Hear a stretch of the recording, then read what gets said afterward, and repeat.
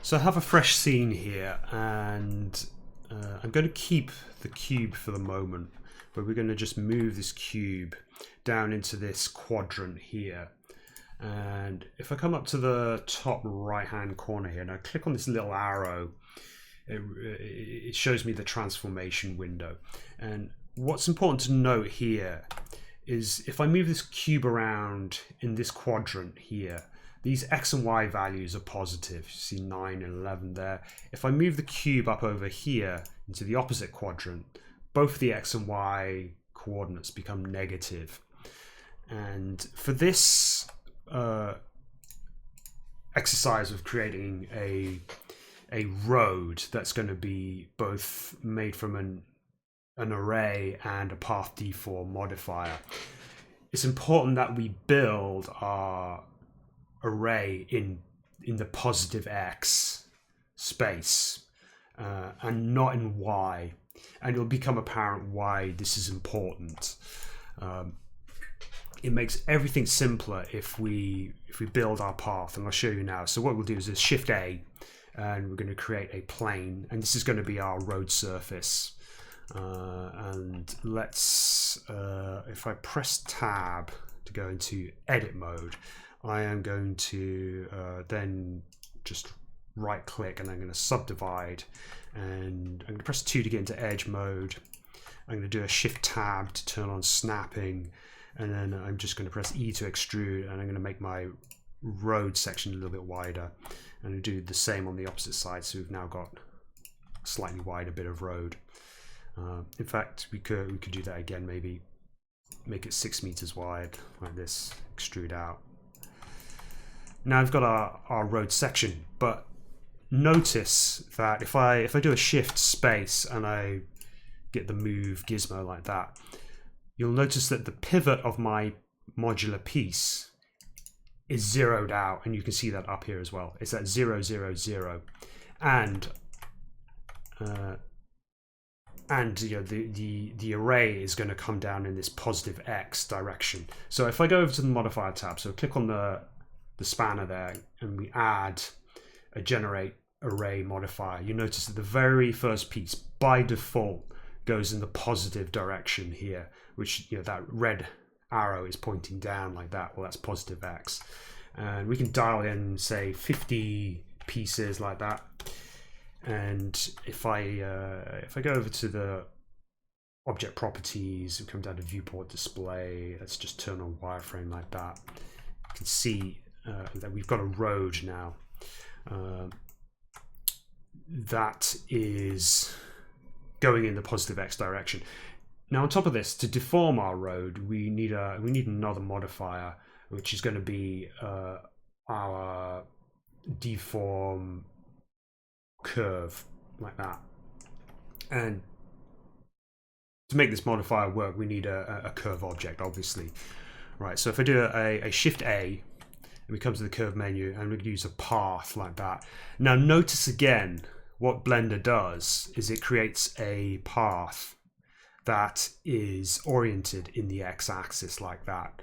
But it's sort of, and it's generated at the 3D cursor, which is at the origin. It's zeroed out here. This is important. We want to actually leave its pivot point right there. That pivot point always wants to be at the origin.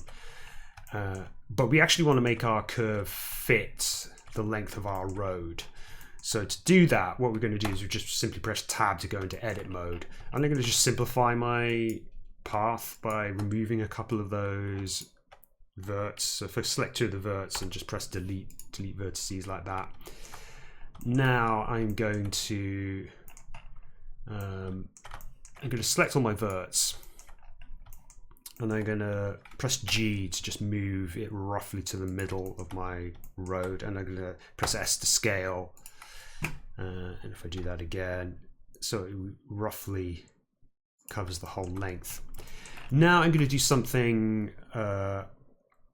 I want the very start of my path to be also at 0. It's not essential to do this. In fact, no. In fact, I won't do it just yet. We'll do it. We'll not do that for the moment. What we'll do is I'll press Tab to get to object level, and I'm going to select my array, and then from in the modifier panel, I'm going to come over to the curve deform. I'm going to click on that little dropper, and we're going to select the NURBS path, and it's going to be easier to pick it from the outliner. So if just pick on that like that, and you'll notice what's happened. And this can, if you don't align everything in the positive x-axis, this will be much worse. But you can see as I pick that curve, if I deselect it, if I get rid of it, you'll notice that the mesh is moving.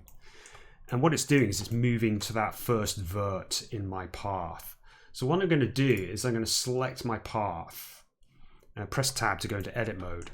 And you can see that this vert is not quite at the origin. So if I select that single vert like that, I can come up to the transformation panel and I can just zero it out. So it's now 0, 0, 0, right? I press tab again, come back to my array, and we'll pick the path again. And notice when I pick the path that my geometry has not moved, and it is also aligned to the path. So it hasn't jumped off to some sort of like some position over here, right? My array and my path are aligned to each other. And now what I can do is I can go into my path and I can press tab and I can select a point on my path. And if I press G, I can deform my path like that.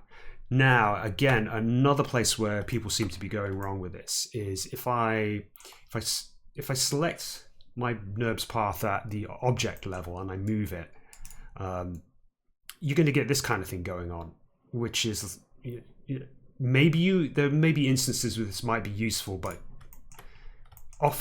more often than not, what you want to do is you want to be able to move your NURBS path and not have crazy stuff go on. So what you need to do is you need to press tab and go into the edit mode and then select all your verts on your path, and then now I can move. If I press shift tab to get rid of snapping, now I can move my road without it doing strange things, and I can also rotate it or even scale.